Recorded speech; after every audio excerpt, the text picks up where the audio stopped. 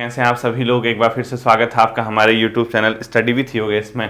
आज काफ़ी लंबे समय के बाद आप लोगों को आज की क्लास आज ही मिल रही है। बीच में छुट्टी पे था, आपको पता होगा, और इस दौरान जो क्लासेज आई थी वो रिकॉर्डेड थी। रिकॉर्डेड का मतलब पीछे की क्लासेस थी, ठीक है। वो ऐसा नहीं कि आज क्लास आ रही है, वो आज ही की क्लास थी। तो उम्मीद करता हूँ इस टाइम पे आप लोगों ने पढ़ाई की होगी और थोड़ा सा अपनी जो स्ट्रैटेजी है, जिस तरीके से आप लोग अपना आगे को बढ़ रहे हैं, आपने अच्छा काम किया होगा, ये मुझे उम्मीद है, ठीक है। इस दौरान कई चीज़ें हुई का मतलब जैसे पुलिस का विज्ञापन जारी हुआ है, सबसे पहली चीज़ है। और उसमें एक कुछ छात्रों ने ये भी मतलब संभवतः मैसेज लिखा था मुझे, जितना मुझे ध्यान आ रहा है, कि सर हमारे तो फिजिकल में इतने मार्क्स थे, हमारा तो रोल नंबर ही नहीं है, कुछ इस टाइप का कुछ क्वेरीज थी। अगर ऐसा किसी के साथ हुआ है तो आप मुझे कमेंट सेक्शन में आज बता दीजिएगा इस वीडियो के, ताकि उसके बारे में पता करके आपको अगली वीडियो में बता सकूं, ठीक है। लेकिन अगर बाई चांस ऐसा हुआ है कि आप फिजिकल क्वालिफाइड थे, आपका उसमें नाम नहीं है या जो भी इश्यू है, अगर वो सॉल्व आउट नहीं हुआ है तो हो जाएगा। आपने जिस जगह से अपने ये किया था, क्या फिजिकल दिया था, वहाँ पे जाइए, उनके सेंटर पे जाइए, यानी सेंटर का मतलब जो वहाँ पे पुलिस का है, ठीक है, मुख्यालय जो होगा वहाँ पे आपका जिस डिस्ट्रिक्ट से है, वहाँ पे अगर आप ये कंसर्न करेंगे तो वो हो जाएगा। और दूसरा, आप आयोग को मेल भी कर सकते हो, उसमें कोई दिक्कत नहीं है।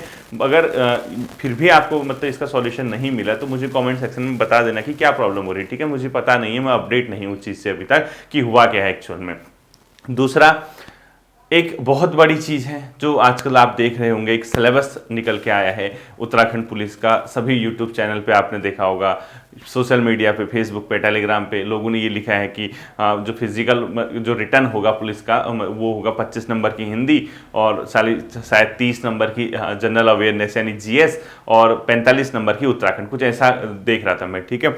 अब देखिए ये ऑथेंटिक है या नहीं है, इस पर मैं कुछ नहीं कहूँगा, वो तो आयोग की वेबसाइट पे आ ही जाएगा। आज नहीं तो कल जब भी होगा आयोग की वेबसाइट पे आ जाएगा। और 1%, 2%, 10%, 20% या 100% अगर ये मान के चलो वही सही है तो क्या प्रभाव पड़ता है भैया, आप पे बताइए।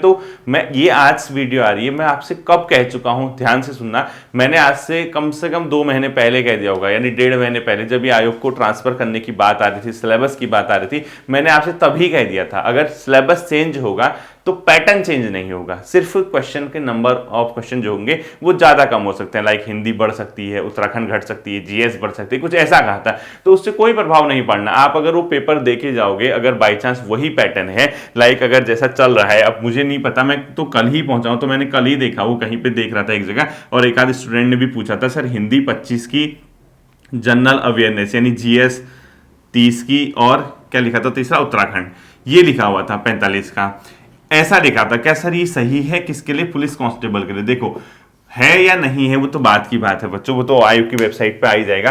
मान लो ये सही भी है तो इसमें क्या आपको मतलब परेशानी हो रही है, तो सेम है, वही पैटर्न तो है। क्वेश्चन के नंबर ऑफ क्वेश्चन तो आगे पीछे हुए हैं, 1-2 क्वेश्चन और पढ़ लेना हिंदी के, उत्तराखंड 2-4 और पढ़ने पड़ेंगे, जीएस थोड़ा कम पढ़ लेना, 30 नंबर की है तो इसमें कोई भी आपको किसी भी प्रकार की समस्या नहीं आनी चाहिए। हाँ, इसकी जगह ऐसा लिखा होता कि हिंदी 25 की जगह बंद होकर साइंस 25 की आ जाएगी, जीएस अपनी जगह 30 की जो है 30 की जगह 45-50 की कर देते हैं, और इसके अलावा उत्तराखंड की जगह हम लोग रीजनिंग और मैथमेटिक्स कुछ ऐसा कर देते हैं, ऐसा कुछ पैटर्न होता और उत्तराखंड 10 नंबर की रहेगी, तब तो मैं कहता कि आपका रिएक्ट करना बनता है, आपकी परेशानी जायज है, क्योंकि आप पिछले कुछ सालों से, पिछले कुछ समय से लगातार इसी पैटर्न को पढ़ते आए हैं। कौन से पैटर्न को? जो आपका ये वाला है। अगर अचानक से सडनली आधी भर्ती प्रक्रिया होने के बाद इस पैटर्न पे अगर हम आ जाएं तो ये वास्तव में समस्या क्रिएट कर सकता है, लेकिन ऐसा कुछ भी नहीं है, ठीक है। तो इतनी जल्दी रिएक्ट करके सर लुट गए, बर्बाद हो गए, हमारा क्या होगा सर, ये तो बिल्कुल सिलेबस का क्वेश्चन के पैटर्न ही चेंज कर दिया है, तो बच्चों घबराने की जरूरत नहीं है।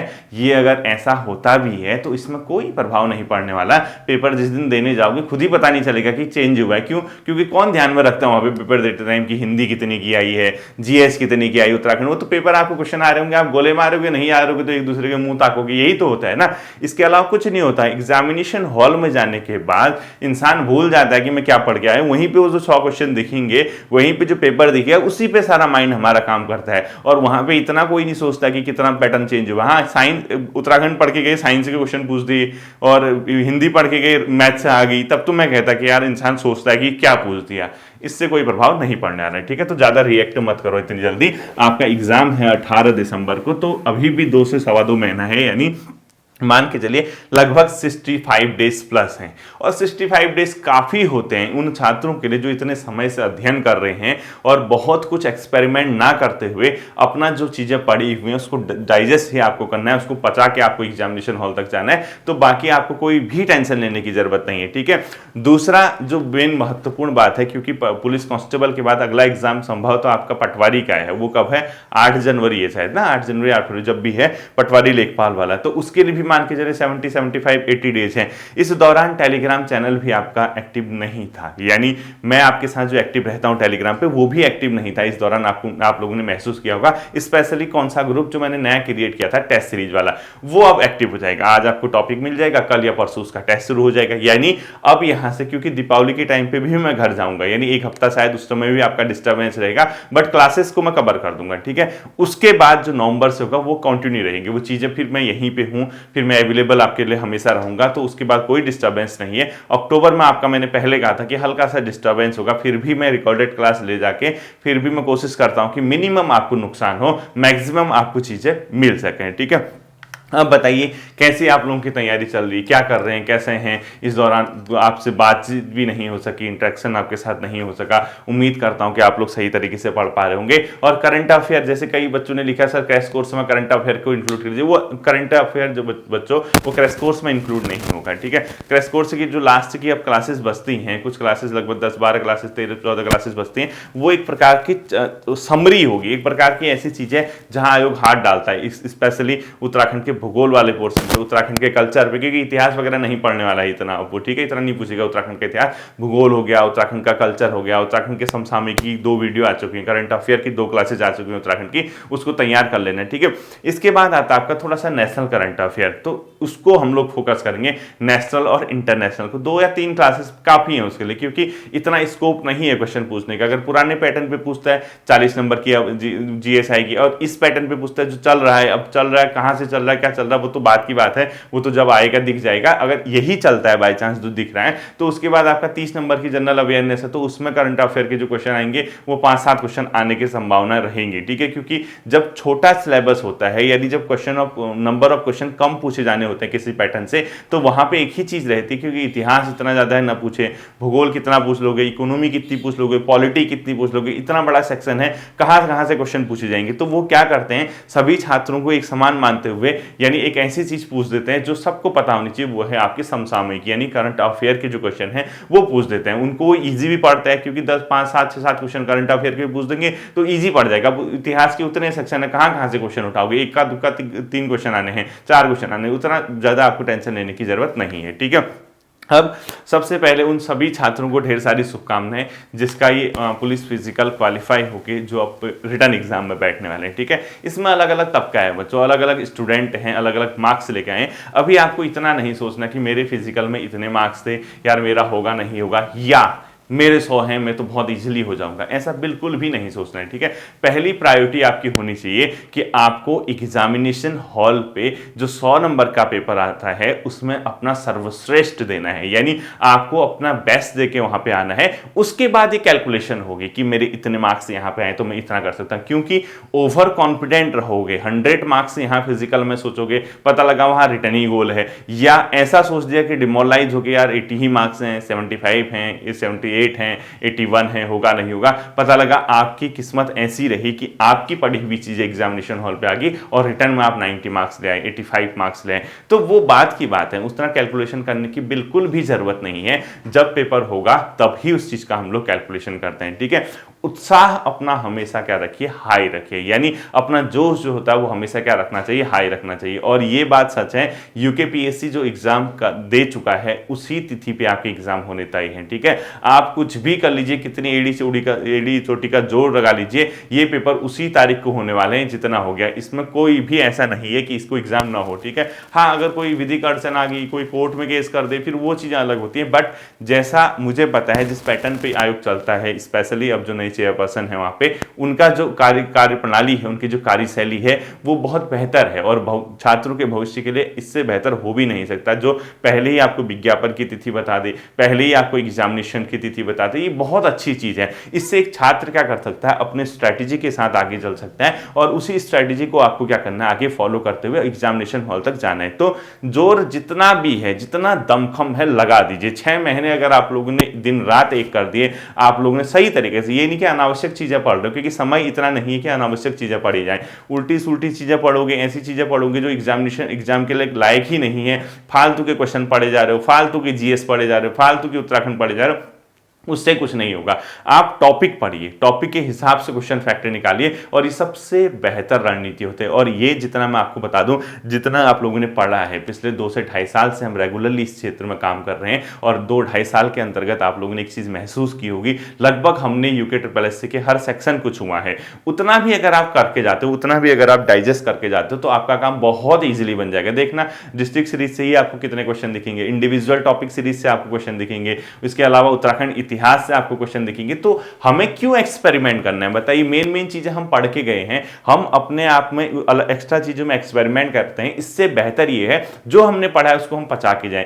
मैंने आपसे 100 बार कहा है, आप परीक्षा वाणी को अच्छे से तैयार करके जाना, क्योंकि नया आयोग ग्रुप सी के एग्जाम करा रहा है, यानी यूकेपीएससी को पहली बार ये चीजें दी हैं, तो आप अच्छे से परीक्षा वाणी पढ़ के जाना। इसके अलावा छात्रों ने कहा सर विंसर ईयर बुक आप पढ़ाइएगा, मैं खुद आपसे कह रहा हूं, विंसर ईयर बुक जो दीपावली का सीजन है, यानी जो आप दीपावली आएगी उस टाइम पे, जिस टाइम पे मैं हॉलीडे पे रहूंगा, आपका विंसर ईयर बुक ही आपको दूंगा। क्योंकि मेन चीज क्या है, बच्चों की जो डिमांड है, और यूकेपीएससी के एक चीज है वो पूछता है। विंसर ईयर बुक का ये मतलब नहीं कि आपको उसकी चीजें नहीं आती होंगी। विंसर ईयर बुक में जो चीजें दी है वो आपको आती होंगी, मैं कंफर्म कह सकता हूं, बट एक बार क्रॉस चेक होना बहुत जरूरी है। क्रॉस चेक का मतलब कम से कम हमें ये तो पता चले कि विंसर ईयर बुक में जो जीएस दे रखी है, उत्तराखंड की जीएस है, उत्तराखंड का इतिहास है, उत्तराखंड का भूगोल है, कौन सा पोर्शन दिया है। दोनों चीजें परीक्षावाणी में भी होंगी, उत्तराखंड विंसर ईयर बुक में भी होंगी, लेकिन जो परीक्षावाणी में भी है, उत्तराखंड विंसर ईयर बुक यानी दोनों जगह मिलती है, वो इंपॉर्टेंट हो जाती है। क्योंकि आयोग जब पेपर सेट करेगा, जो वहां पे उसकी जो फैकल्टी होगी, जो भी उन लोगों के पेपर सेट करने वाले लोग होंगे, वो जब किताब पकड़ेंगे,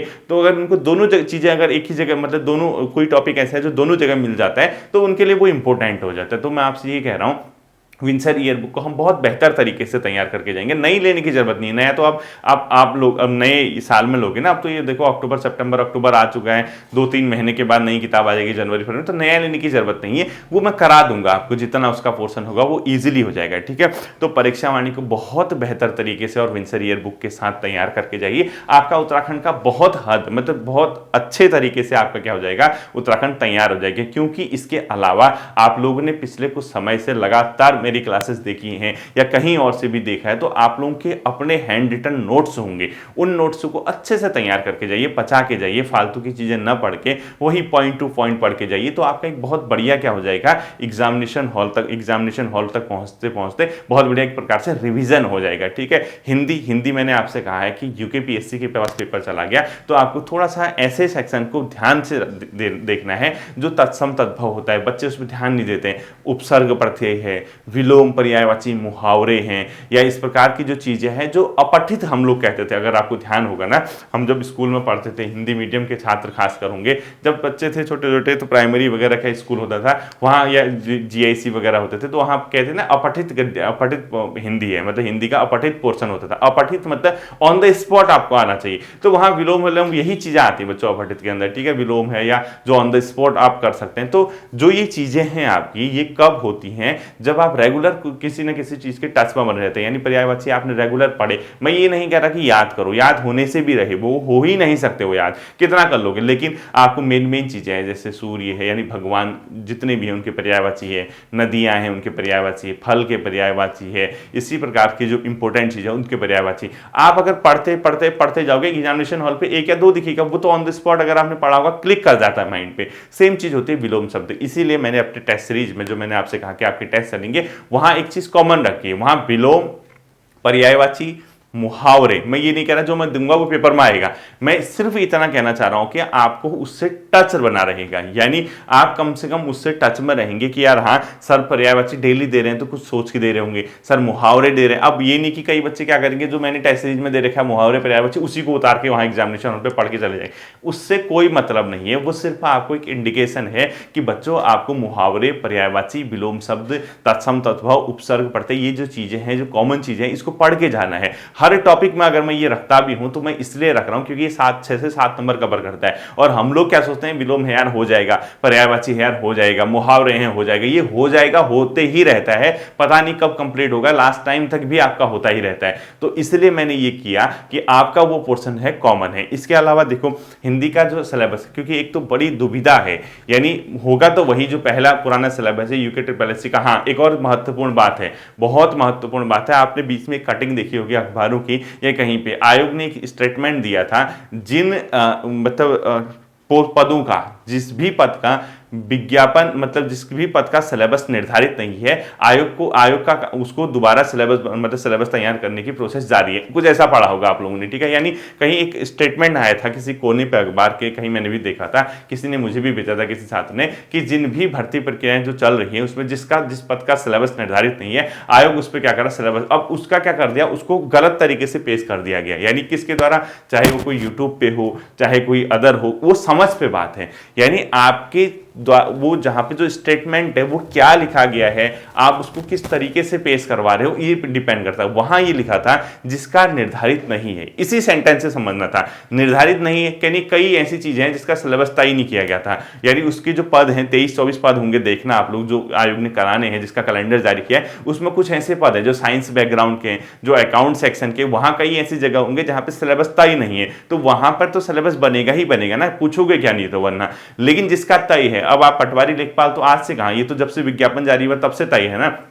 तय क्या है, उत्तराखंड आनी है, जीएस आनी है, हिंदी आनी, यही तो कर रखा है ना सिलेबस में, जो यूकेपीएससी ने किया, जो यूके ट्रिपल एससी ने किया था वही यूकेपीएससी को चला गया। और हाँ इसमें अगर परिवर्तन होता है, नाम मात्र का होगा। नाम मात्र का मतलब क्वेश्चन के नंबर आगे पीछे हो सकते हैं, ये नहीं कि पूरा ही आपसे उत्तराखंड की जगह साइंस लिख दे, हिंदी की जगह आपका मैथ्स रीजनिंग लिख दे, ऐसा नहीं होने वाला है, ठीक है। नंबर ऑफ क्वेश्चन जो पूछे जाते हैं उसका आगे पीछे हो सकता है, इतना ध्यान रखना। तो सिलेबस को लेकर बहुत ज्यादा पैनिक मत होइए, क्योंकि आपने जो चीजें पढ़ी हैं पेपर उसी से आने वाला है, उतना ही पेपर आने वाला है, भले ही उसमें नंबर ऑफ क्वेश्चन क्या हो सकते हैं, कम या ज्यादा हो सकते हैं। तो आपको क्या करना है, आपको वो चीजें बहुत बेहतर तरीके से डाइजेस्ट करनी है। और मैं ये मानता हूं, मैं बहुत ज्यादा, ये अपनी तारीफ नहीं, मैं आशावादी हूं, यानी एक ऑप्टिमिस्टिक पर्सन जो ये सोचता है कि नहीं यार आज नहीं तो चीजें कल हमारे पक्ष में होंगे। और आपको भी अपनी ताकत को पहचानना है।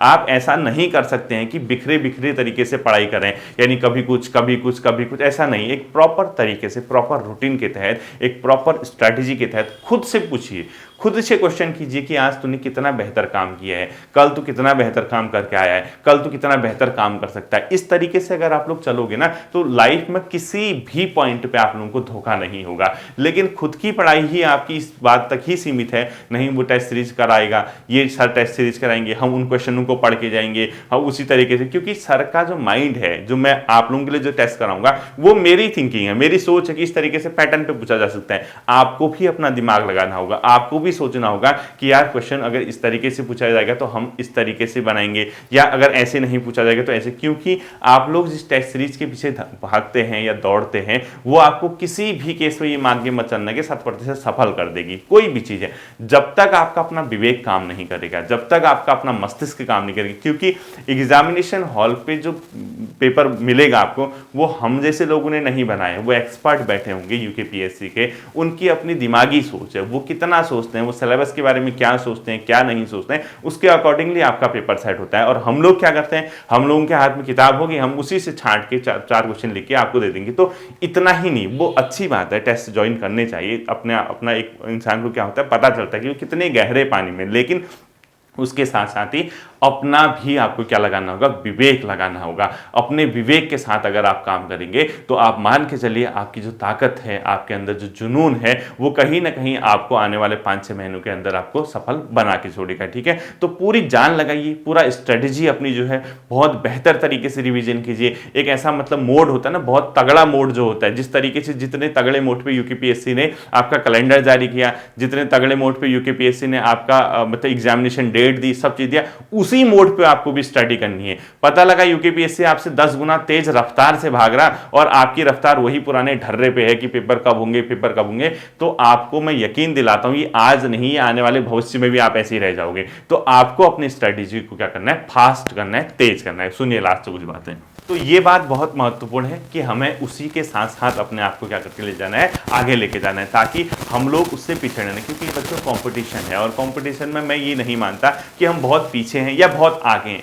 कंपटीशन सबसे मेन चीज क्या है, आपके कर्मों पे, आपने क्या काम किया है, आपने घर पे रह के कितनी मेहनत की है, आपका दिन कैसा था, एग्जामिनेशन हॉल पे बिताए गए 2 घंटे आपने कैसे बिताए, वो सब चीजें हैं। क्योंकि इन सब, देखो ज्ञान किसको नहीं है बताओ, उस 100 नंबर के पेपर से आपका परीक्षण कभी नहीं हो सकता है। बताइए, हो सकता है कि उस 100 नंबर के पेपर बाई चांस मैं आपको पढ़ा रहा हूं, आपको लगता होगा सर तो सब पढ़ा देते हैं यार, इकोनॉमी पढ़ा रहे, ये पढ़ा रहे, वो पढ़ा रहे, सर का तो, सर अगर पेपर देते तो सर का तो हो जाता। हो सकता है कि जिस दिन आपका पेपर हो पुलिस कांस्टेबल या पटवारी लेखपाल, मुझे बैठा तो मैं 40 नंबर भी ना ले सकूं, लेकिन अगर उसी पेपर की जगह कोई दूसरा पेपर ऐसा हो जो मैं समझ से 100 ले आऊं। क्योंकि ये डे पे डिपेंड करता है आपका दिन कैसा रहा। क्योंकि हम लोग जो पढ़ते हैं, आप लोग जो पढ़ते हैं, वो सिर्फ उतना ही नहीं जो एग्जामिनेशन हॉल पे आता है उसी को हम उसी पे काम नहीं कर पाते। हमें बहुत वृहद तरीके से सोचना पड़ता है, चाहे कोई भी छात्र हो या कोई भी शिक्षक हो। तो आपको क्या करना है, अपना बेस्ट देना है। सिलेबस जो दिया गया है उसको बहुत अच्छे से आप लोग तैयार करके जाइए। आप लोग इस फालतू चीजों पे मत लगे। अब देखो, जैसे पटवारी लेखपाल का विज्ञापन जारी होगा, उसमें फिर हल्ला हो जाएगा कि ये हो गया, वो हो गया, पुलिस कांस्टेबल का हुआ, उसमें हल्ला हुआ। तो ये चलते रहने वाली प्रक्रिया है। आप इन प्रक्रियाओं के साथ साथ अपने आप को समाहित करते हुए अपनी स्ट्रैटेजी को मत बदलिए, अपनी पढ़ाई के तरीके को मत चेंज कीजिए। आपको अपना बेस्ट देना है, जिस तरीके से आप चल रहे हैं उसी तरीके से चलिए। हाँ, जहां कमी पेशी है, जहां आपको लग रहा है कि यार मैं गलत कर रहा हूं, खुद से पूछिए ना कि यार ऐसे मेरा सिलेक्शन होगा या नहीं होगा। खुद से क्वेश्चन कीजिए, मैं कहीं गलत तो नहीं हूं। खुद से पूछिए कि यार मैं किस तरीके से आगे बढ़ूं। तो ये क्या होगा, आप जब इस चीज पे काम करेंगे, अपना अध्ययन तो आपने किया हुआ है, आपने बताओ इतनी चीजें पढ़ी, क्या करना है, कुछ नया करना है क्या? आपको कुछ भी नहीं करना। आपको तो सिर्फ इतना देखना है कि आपका एग्जामिनेशन हॉल पे प्रदर्शन अच्छा हो जाए। इस सारी चीजों का जो कंक्लूजन है, इन सब चीजों का जो आप पढ़ के गए हैं, ये आप लोग बेहतर करके आए। आपको इतना ही करना है, ठीक है। बाकी टेस्ट सीरीज का जो पोर्शन है वो आपका 1-2 दिन में शुरू हो जाएगा, क्योंकि आज से टॉपिक मिलना टेलीग्राम पे शुरू कर दूंगा, मतलब देना शुरू कर दूंगा। आप उसको तैयार कीजिएगा और उसके, और हाँ एक चीज ध्यान रखना, ऐसा नहीं होगा टेस्ट सीरीज में बिल्कुल भी कि जो मैंने पहले टॉपिक दे दिया उससे क्वेश्चन नहीं आएगा। ये बिल्कुल मत सोचना, बिल्कुल मत अपने दिमाग से निकाल देना कि सर ऐसा करेंगे कि जो सर ने पहले टॉपिक दे दिया है उससे क्वेश्चन अब आएगा ही नहीं। ऐसा नहीं होगा। क्वेश्चन तो मैं जैसे जो टॉपिक दे दूंगा उससे तो आएंगे ही आएंगे, उसके अलावा जो पहले टॉपिक दे चुका हूं वहां से भी क्वेश्चन इंक्लूड होंगे, ताकि आप लोगों का पूरा पोर्शन धीरे धीरे कवर होते जाए और एक दिन ऐसा आए आपके 100 का 100 नंबर का पेपर हो, यूकेपीएससी के पैटर्न यानी जो आयोग है आपका उसके पैटर्न के हिसाब से आपका पेपर बन जाए। अब ध्यान से सुनना, सिलेबस फिलहाल अगर यही रहता है, अगर जब तक नहीं आता, इसमें यूके ट्रिपल एससी ने जब सिलेबस जारी किया था उसमें कुछ टॉपिक रहे थे मेरे जो मैंने आपको पढ़ाने हैं। निशस्त्रीकरण है, मानवाधिकार है, आप लोग देखना उसमें, और अंतर्राष्ट्रीय संगठन वगैरह हैं जो यूकेपीएससी ने दिए हैं, ठीक है। वहां से वो क्वेश्चन करता है। तो एक प्रकार से विविध जीएस की विविध क्लासेस आप लोगों के लिए बहुत जरूरी हैं, जिसमें अंतर्राष्ट्रीय संगठन है, मानवाधिकार से संबंधित मुद्दे हैं, जलवायु परिवर्तन से संबंधित मुद्दे हैं, निशस्त्रीकरण वगैरह है, परमाणु हथियारों से संबंधित मुद्दे हैं। यहां से यूकेपीएससी क्वेश्चन क्या करता है, पिक करता है। तो इस पे अब काम होगा, बहुत जल्दी काम होगा। मैं थोड़ा सा इसलिए वेट कर रहा था क्योंकि मैं चाह रहा था कि एक बार सिलेबस ओपन कर दे, या एक कंफर्मेशन मिल जाए कि वही सिलेबस है, वही टॉपिक है, या जो भी चेंज होना है यानी आगे पीछे क्वेश्चन नंबर हो वो एक बार ओपन हो जाए, तो हम उसके हिसाब से प्लानिंग करें। इसलिए मैंने क्या किया, उन टॉपिक को रोका है। तो जल्द ही हम उम्मीद करते हैं कि यूकेपीएससी अपना क्या करेगा, पैटर्न जारी कर देगा, जो सिलेबस का जो पूछने का तरीका वो जारी कर देगा। तो हम लोग उस पर क्या कर देंगे, काम कर लेंगे, ठीक है। उम्मीद करता हूं कि आप लोगों को चीजें समझ में आई होंगी। कल से हम प्रॉपरली क्लासेस देखेंगे और आपका जो भी नुकसान हुआ है इस दौरान छुट्टी की वजह से, वो जल्द से जल्द आपकी क्या कर दी जाएगी, भरपाई कर दी जाएगी, ठीक है। फिर मिलते हैं अगले वीडियो में, अपना ध्यान रखिएगा। Thank you.